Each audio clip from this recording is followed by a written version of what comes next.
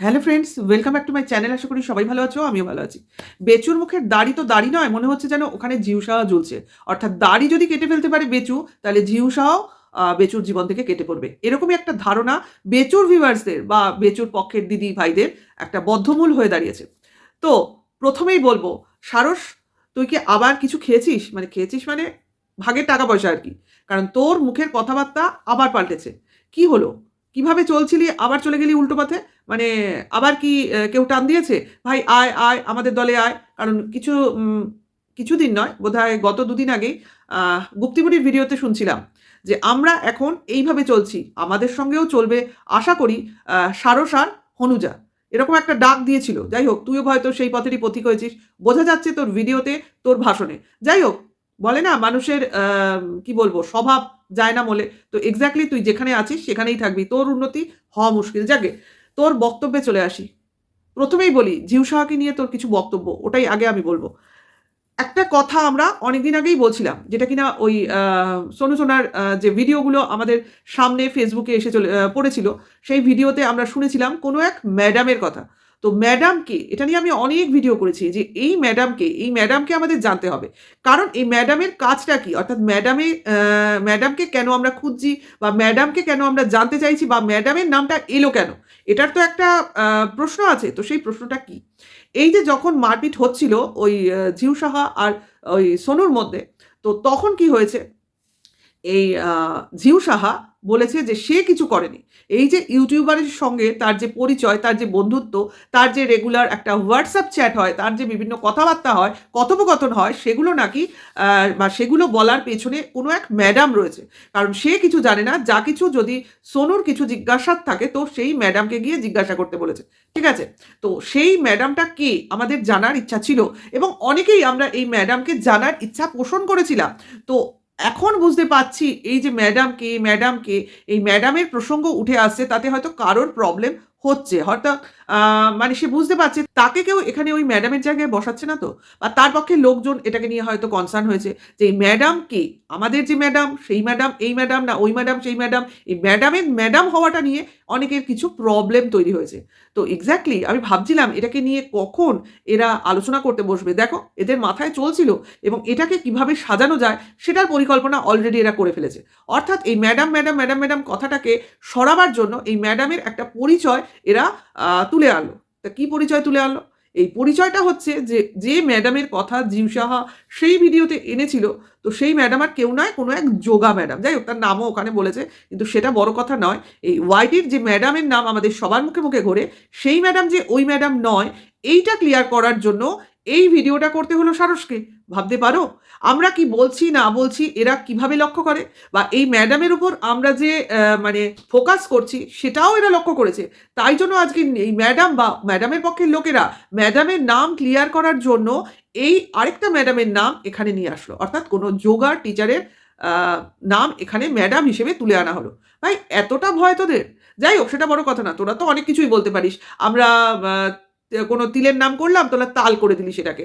সেই রকমই ব্যাপার আরকি। এটা তোদের কাছ থেকে আশা করেই ছিলাম, নতুনত্ব কিছু নয়। তাই ভাবছিলাম এত দেরি হলো কেন? যাই হোক, সেটা বড় কথা না। কারণ কোথাও না কোথাও এই যুক্তি, তর্ক, গল্প একটা চলছেই। তো চলতেই থাকবে। সেটাকে নিয়ে আমরা আবার নতুন করে প্রশ্ন তুলে আনবো, সেটাও কথা। কিন্তু ব্যাপারটা হচ্ছে যে এই যে এত বড় প্রবলেমটা সেদিন হলো, মানে হাতাহাতি, মারপিট, যাই হোক, ভাঙাভাঙি, চুরমার, অনেক আওয়াজই তো পেলাম।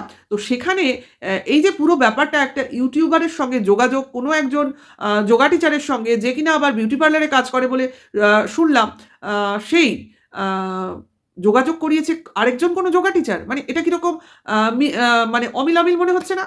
মানে এই যে যোগা টিচার ব্যাপারটা, একজন ম্যাডাম, একজন স্টুডেন্ট, মাঝখানে চলে আসলো আরেকজন ইউটিউবার। এই যে যোগাযোগ বা যোগসূত্র সাধন, সেখানে কি আরো কোনো ম্যাডাম আছে?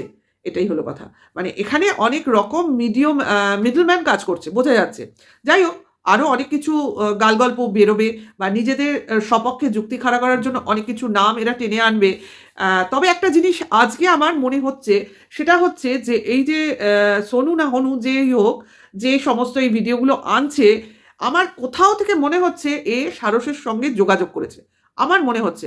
কারণ দেখো, এই যে তোমার এই জিমি সাহার বিভিন্ন খবর, ভিতরের খবর, যে সে বিয়ে কবে করেছিল, কোন সালে করেছিল, কোন সালে তার মেয়ে হয়েছিল, কোন সালে তার ডিভোর্স হয়েছিল, তারপরে সে কতগুলো রিলেশনশিপে ছিল, তারপরে এই যে ম্যাডামের নাম, মানে কোনো এক যোগা টিচারের নাম ম্যাডামের নামের মতো করে উঠে এলো, এই যে পুরো একটা ইনফরমেশন, এটা তো একমাত্র সেই হনুই দিতে পারে। তো আমার যেন কোথাও মনে হচ্ছে এই হনু অনেকের সঙ্গেই যোগাযোগ স্থাপন করার চেষ্টা করেছিল ইউটিউবে, ঠিক আছে, নিজের ভিডিওর মারফত, কমেন্ট সেকশনের মারফত, অনেকের ভিডিওতে কমেন্টস করে। কিন্তু এখন মনে হচ্ছে এ বুঝে গেছে একে অন্য কেউ সেভাবে পাত্তা দেবে না, যেভাবে কিনা অনেকেই চালাতে চেয়েছিল সেই হনুকে। কোনো মানে আমাদের পক্ষের কোনো কোনো ক্রিয়েটার হয়তো এনেছে, আমাদের পক্ষ বললাম কেন, যারা কিনা বেচুর বিপক্ষে ভিডিও করে না, এখানে কোনো দল নেই, এখানে আবার দল ভেবো না, পক্ষ বিপক্ষ হচ্ছে জাস্ট ফরে আর এগেনস্টে যারা কথা বলি তাদের নিয়ে, ঠিক আছে। কেউ কেউ হয়তো সেই হনুকে নিয়ে এসেছিল, সেই একটা তোমার দোষারোপ হয়েছিল। কিন্তু এখানে এখন তো দেখছি সেই হনু হয়তো গিয়ে সারসের সঙ্গে যোগসূত্র স্থাপন করেছে, কারণ সে বুঝেছে এই পক্ষে লোকজন সেভাবে তাকে পাত্তা দেবে না। যদি কেউ পাত্তা দেওয়ার থাকে, তার ইনফরমেশন কেউ কাজে লাগাতে পারে, তো সেই একমাত্র সারসই পারে, কারণ ভাই ভাই ব্যাপার আছে না। তো সেই ব্যাপারটা হয়তো সারস বুঝেছে এবং তার পক্ষ দিয়ে এই কন্ট্রোভার্সিটা ও শুরু করে দিয়েছে, কারণ ওর কথাই এর প্রমাণ।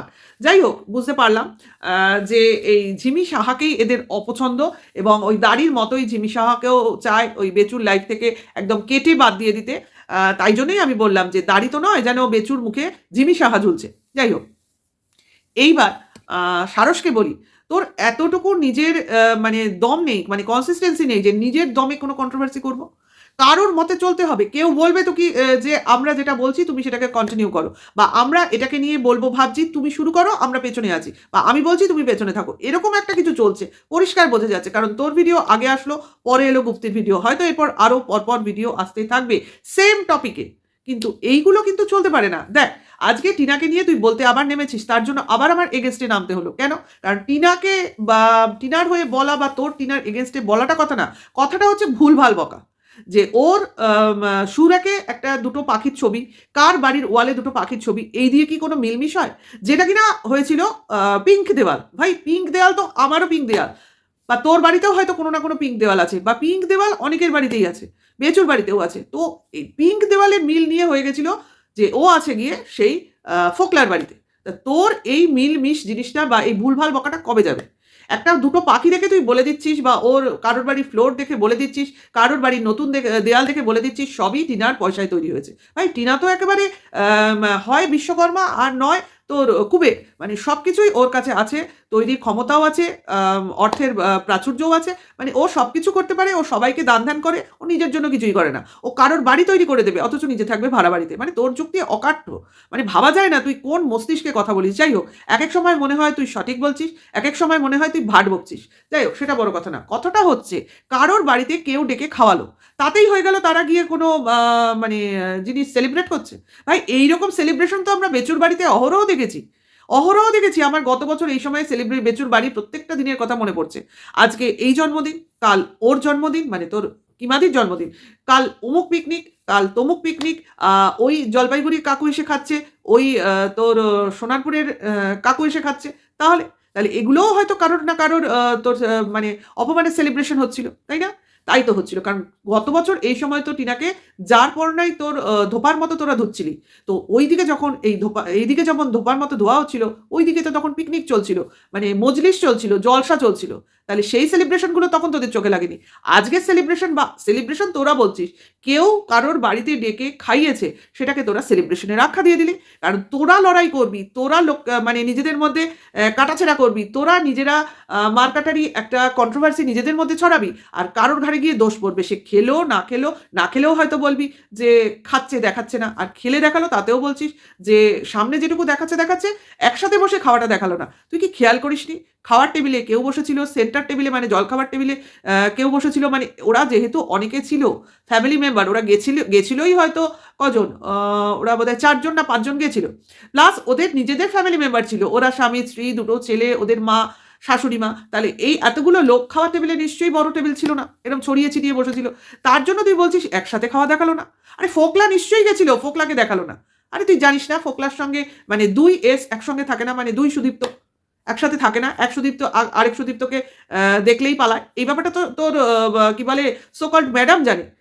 তুই এখানে জানিস না, তুই বলছিস তাকে ডেকে বাড়িতে খাইয়েছিল। যাই হোক, তোর মস্তিষ্কে হয়তো পোকা পড়েছে, তার জন্য তুই অনেক কিছু বিস্মৃতিতে চলে গেছিস। যাকে সেটা বড় কথা না। কথাটা হচ্ছে যে ভুলভাল বকছিস, একটু ভেবে বল। আজকে ভাঙাটিন টিনটিন যাই বল না কেন, ও কাজ করছে, না হলে ভিউজ তো ওরও ডাউন, তাহলে চলছে কি করে? নাহলে কারোর বাড়ির আরো দোতলা তিনতলাও বানাবে কি করে? এটা তো ভাব, কাজও করছে, কাজ করার জন্যই ভাড়া বাড়িতে থাকছে, আর তোরা সেটা বুঝছিস, বুঝে বলছিস নিজের বাপের বাড়িতে কেন তিনতলা বানিয়ে থাকছে না। যখন ও বাপের বাড়িতে ছিল তখন বলছিস যে সে ওর বৌদির সংসারে গিয়ে ভাগ বসাচ্ছে। বৌদির সংসারে ননদ থাকবে কেন?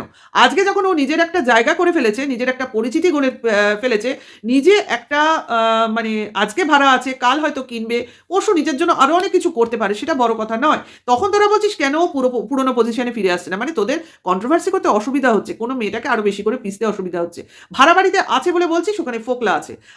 আজকে যদি ও বাপের বাড়িতে এসে তিনতলায় নিজস্ব একটা ঘর বাড়ি করে থাকতো তাহলে আরো ভালো দেখাতো। তোরা তো তখনও বলেছিলি যখন ও বাপের বাড়িতে ছিল সেখানেও ফোকলা থাকে, তাহলে বাপের বাড়িতে থাকলে তখন আরো তোদের বলতে সুবিধা হবে যে ফোকলাকে ওদের বাড়ির সবাই এন্ট্রি দেয়, দেখো ওরা বাড়ির সবার কিরকম নোংরা। যাই হোক, তোরা যাই বল যাই কর, তোদের ভাট বকা ছাড়া তো কিছু করণীয় নেই, কারণ তোর সিআইডি বাহিনী ফেইলিওর, এটা তো পরিষ্কার। আরে কার বাড়ি, কার গাড়ি, কার গাড়ির শোরুম, এগুলো কালচার করে কি হবে? কার নিজের গাড়ি আছে না কারো ভাড়া গাড়িতে যাতায়াত করে? আর করে তো সে তো তেল খরচটা নিজের টাকাতেই চালায়। যাই হোক, আজকালকার দিনে গাড়ি কেনা মানে হচ্ছে হাতি বসা, তার থেকে ভাই ভাড়া করে চলবো, তাতে আমার পয়সা থাকবে, একদিকে ব্যাংকে ইন্টারেস্টেও খাটবে, আবার দরকার মতো আমি গাড়িতেও চলতে পারবো। এটা তো যার যার থিঙ্কিং, যার যার থট। এই দেখ বেচুকে গাড়ি কিনে রেখেছে, দুদিন অন্তর অন্তর সার্ভিস সেন্টারে নিয়ে যেতে হয়। এখন তো 4 চাকা চালাতেই দেখছি না, মনে হয় ভাড়ারে টান পড়েছে, তার জন্য 4 চাকা ভেতরে থাকে, 2 চাকাই ভরসা। আরে 2 চাকার 3 লাখই 2 চাকা নিয়ে, তো ও ভাবছে এটাকে নিয়ে কি করবো, দেখ ওটাকে না 2 দিন পরে টান দিতে হয়। যাই হোক, সেটা বড় কথা না। কথাটা হচ্ছে ভেবে বলবি, যা মনে আসছে বকে দিচ্ছি, এটা কিন্তু কন্ট্রোভার্সি নয়, আর নিজেকে বড় দেখাবার মানে প্রসেসিংও নয়। আজকে তুই বলতে বসছিস যে ভাইয়ের বাবা মার শরীর খারাপ, ভাইয়ের একটা হেল্পিং হ্যান্ড থাকা দরকার, তার জন্য যেন উল্টোপাল্টা কাউকে না নিয়ে আসে। তুই বলার কে? ভাই কাকে নিয়ে আসবে, ভাই তোর কথা শুনবে কি শুনবে না, এই ব্যাপারে তুই বলার কে? আর ভাই তো বলেই দিয়েছে যে তুই হয়তো শুনিসনি বা দেখিস না, হয়তো হতে পারে যে ভাইয়ের এখন সামর্থ্য নেই, তার ক্ষমতা নেই কাজের লোক রাখার। আর তারা যদি কাজের লোকই রাখবে তাহলে ব্লগিং কি কাজের লোক দিয়ে চালাবে? বাবা মা তো চ্যানেলটা গ্রোই করেছে নিজেদের কাজ দেখাবার জন্য। ভাই তুই অদ্ভুত আবদার করিস। এক কাজ কর, তুই তোর দেশের সব কিছু ছোড়ছাড়কে ভাইয়ের বাড়িতে গিয়ে বাস কর, যদি দেখ তোকে দেখে তোর ভাই শুধরায়। হতেও তো পারে, মানে বলে না সৎসঙ্গে স্বর্গবাস, অসৎ সঙ্গে সর্বনাশ, কারণ এরকম টাইটেলই তো দেখলাম বেচুর একটা ব্লগিংয়ে। তো তুই এক কাজ কর, তুই চলে আয়, তুই বহুত সৎ, তুই এসে তোর ভাইকে শুধরো, সঠিক পথে নিয়ে আয়। কারণ তুই তো বলছিস ভাই আপনি ঠিক পথে নেই, ভাই আপনি অমুক, ভাই আপনি তমুক, ভাই আপনি শুধরে যান। এক্স্যাক্টলি, তোর ভাই চাইছে না এখন শুধরোতে। দেখ তোদের বিপদে ফেলছে, কারণ তোরা বলছিস, তোরা চাইছিস ছেলে বাবার কাছে থাকুক, কিন্তু বাবা যদি নিজে না চায়, অর্থাৎ বাবা যদি ছেলেকে রাখার জন্য যা যা করণীয় সেগুলো না করে, তার বদলে অন্য কিছু করে, ডেসপারেট হয়ে এমন জিনিস করলো যেটা কিনা ছেলেকে রাখার বিপক্ষে যাবে, তো সেটা তোদের ভয়ের কারণ হয়ে দাঁড়িয়েছে।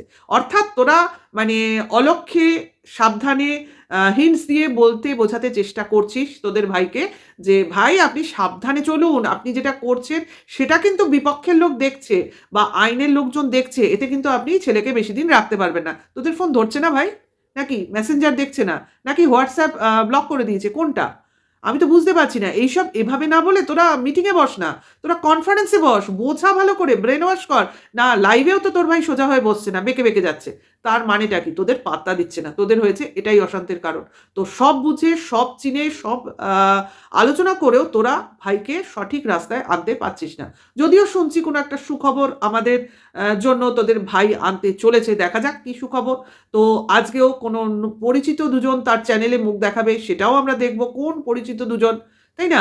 তো এসব অনেক কিছু দেখার, শোনার, জানার আছে, তো জানবো।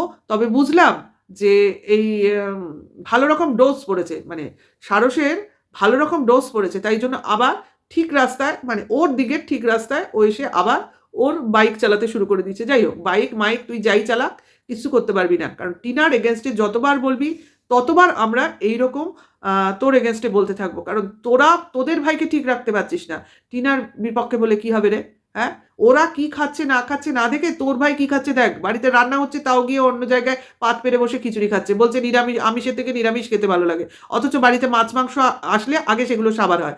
বা চিকেন, ছেলেটা ভালো খায় জানলেও রাত্রে এক ফোঁটাও রাখে না, রাতে কত তাড়াতাড়ি এই চিকেনটা শেষ করবো, পরদিন যে ছেলেটা রাখলে ছেলেটা ভালো খাবে এইটুকু তোদের ভাই ভুলে যায়। অথচ বলে আমিষের থেকে নিরামিষ নাকি সুস্বাদু, উত্তম। যেমন তোরা তেমনি তোদের ভাই। মানে মানে কি বলবো, দুটোরই মাথা একেবারে কিচ্ছু নেই, সবকটাই ভোদাই গোবিন্দ। যাই হোক, ভিডিওটা এখানেই শেষ করছি, নেক্সট ভিডিওতে খুব তাড়াতাড়ি আবার দেখা হবে।